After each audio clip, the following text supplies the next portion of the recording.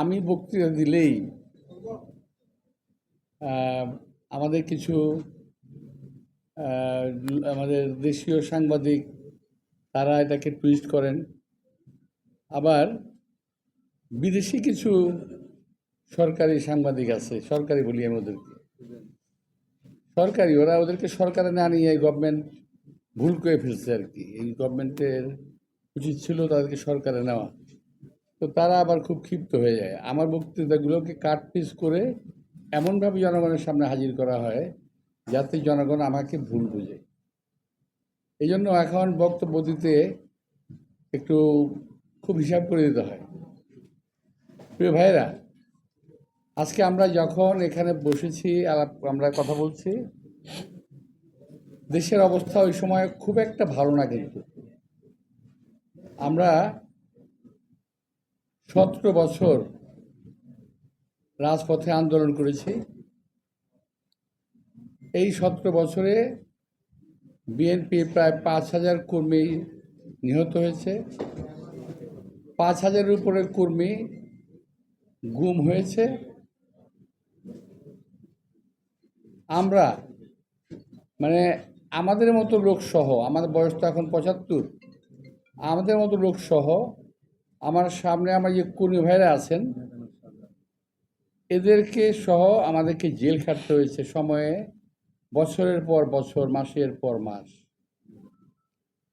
সর্বোপরি আমাদের নেত্রী, দেশনেত্রী বেগম খালেদা জিয়া, আল্লাহ তাকে হাত দরাজ করুন, উনি মৃত্যুর সঙ্গে পাঞ্জা লড়ে, আমি বলবো না, বলবো যে আল্লাহ রসুল রহমতে এখনো আমাদের মাথার তাজ হয়ে বেঁচে আছেন। আল্লাহ তাকে দীর্ঘায়ু দান করুন, আমিন। আমাদের নেতা তারেক রহমান আজকে দীর্ঘদিন নির্বাসনে আছেন। উনি কিন্তু লন্ডনে বেড়াতে যান নাই, এই কথা আপনাদের নিশ্চয়ই মনে আছে। সাংবাদিক ভাই যারা ছোট ছিলেন, এত বছরে তো অনেক সময় পার হয়ে গেছে, উনি কিন্তু লন্ডনে প্লেজার ট্রিপে যান নাই, বেড়াতেও যান নাই। উনি লন্ডনে গিয়েছিলেন জেলবন্দি অবস্থায় চিকিৎসার জন্য।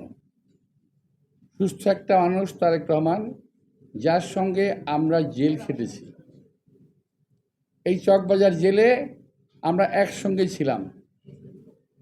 আমাদের অ্যাক্টিং চেয়ারম্যান, বর্তমান অ্যাক্টিং চেয়ারম্যান তারেক রহমান সাহেব, উনি হসপিটালে ছিলেন, আমরা ছিলাম একটা আমাদের যে আলাদা একটা এই জায়গা ছিল আমাদের সেল, 16 নম্বর সেল, 16-26 এবং কর্ণফুলি, এখানে আমরা ছিলাম। উনি মাঝে মাঝে আসতেন,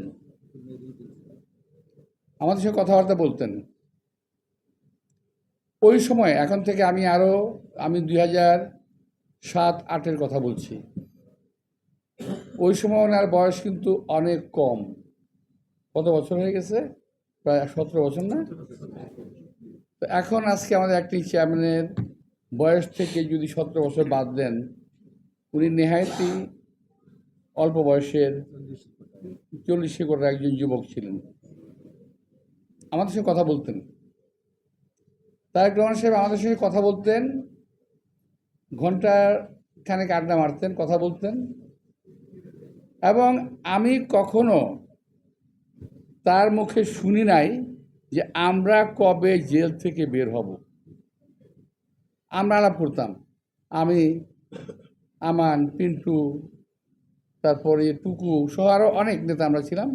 আমরা প্রায় মন খারাপ থাকতো, কবে জেল থেকে বেরোবো, আমরা কি বেরোতে পারবো, কিংবা কবে জেল থেকে বেরোবো। কিন্তু তিনি কিন্তু কখনোই আলোচনায় আমরা জেল থেকে কবে বেরোবে কথা বলে নাই। উনি আলোচনা করতেন আমাদের সঙ্গে দেশের খাদ্য ঘাটতি কত আছে, কি করলে দেশের বিদ্যুতের অভাব পূরণ করা যাবে, এবং দেশের মানুষের সার্বিক সমস্যা নিয়ে তখন থেকে তিনি চিন্তা করতেন, যেটা আজও করেন। আমি গতকাল ওনার একটা বক্তব্য শুনেছি আমাদের কোনো একটা প্রোগ্রামে, সেখানে আমি দেখলাম যে উনি স্বাস্থ্য, শিক্ষা, চিকিৎসার উপরে জোর দিয়ে কথা বলছেন। অর্থাৎ দেশ নিয়ে ভাবেন তারেক রহমান।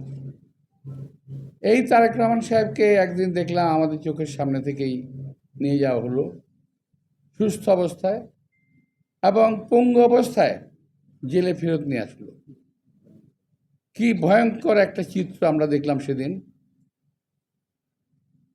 আমরা পরে জানলাম তাকে উপর থেকে ফেলে দেওয়া হয়েছিল। তারপর কি জানি বলে, কি একটা চেয়ার ঘুরে, যেটা অনেক স্পিনিং চেয়ার, স্পিনিং চেয়ারে তাকে বসিয়ে স্পিন করা হয়েছে, এবং তাকে হত্যা করার কিংবা পঙ্গু করার এমন কোনো প্রচেষ্টা নাই যেটা ওই সরকার তখন করে নাই। সবই করেছে তারেক রহমানকে শেষ করার জন্য। আল্লাহর অশেষ রহমতে অ্যাক্টিং চেয়ারম্যান হিসাবে আজকে আমাদের দলের দায়িত্ব পালন করছেন। এবং আমি বলবো যে আমরা এখন থেকে 20 বছর আগে ওনাকে যা দেখেছি, 20 বছর পর আজকে দেখছি অনেক তফাৎ।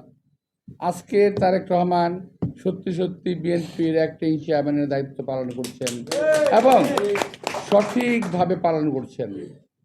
যারা একসময় তারেক রহমানকে পছন্দ করতেন না, তারাও আজকে বলতে বাধ্য হচ্ছেন যে তারেক রহমানের ভিতরে ম্যাচুরিটি এসেছে। বলে শুনতে ভাল লাগে আমাদের। আমি একটা ঘটনা বললাম, আমি বললাম না আপনার সাথে কথা বলবো, আমি ঘটনা বললাম। আজকে এখন